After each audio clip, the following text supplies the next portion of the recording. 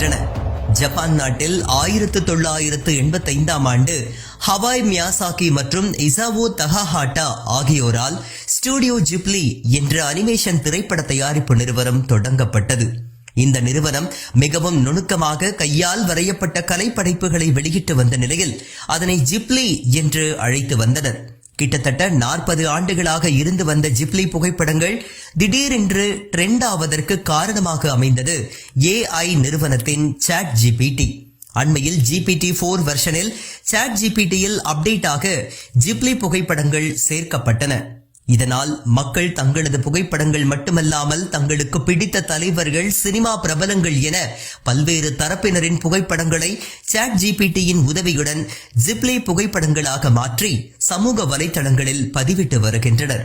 ட்ரெண்டிங்கில் இருப்பதால் பலரும் சாட் ஜிபிடியில் ஜிப்லி புகைப்படமாக மாற்றித்தர கேட்டு வருவதால் சாட் ஜிபிடியின் சர்வரே முடங்கியதாக கூறப்படுகின்றது.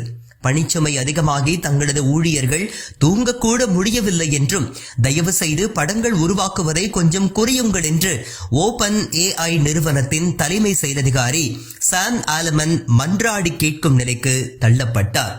இந்நிலையில் ஸ்டுடியோ ஜிப்லி நிறுவனத்தின் நிறுவனர், இந்த தொழில்நுட்பத்தை என்னுடைய பணியில் ஒருபோதும் நான் பயன்படுத்த விரும்ப மாட்டேன், அது மனித வாழ்க்கைக்கே அவமானமானது என்று கூறிய பழைய வீடியோவும் வைரலாக பரவி வருகின்றது.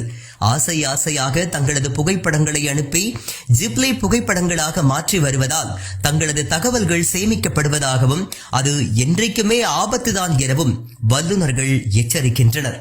தங்களது தோற்றத்தையும் தனிப்பட்ட தகவல்களையும் AI பயன்படுத்த சட்டம் அனுமதிப்பதில்லை என்றாலும் மக்கள் தாங்களே முன்வந்து புகைப்படங்களை அப்லோட் செய்வது AI தொழில்நுட்பத்திற்கு அந்த உரிமையை கொடுப்பதாகவும் சைபர் கிரைம் நிபுணர்கள் தெரிவிக்கின்றனர். தங்களது தனிப்பட்ட தகவல்கள் பறிபோய் கொண்டிருப்பதை பற்றி கவலைப்படாமல் மக்கள் இதனை பயன்படுத்தி வருவது பேரதிர்ச்சியை ஏற்படுத்தியுள்ளது. இதில் இப்படி ஒரு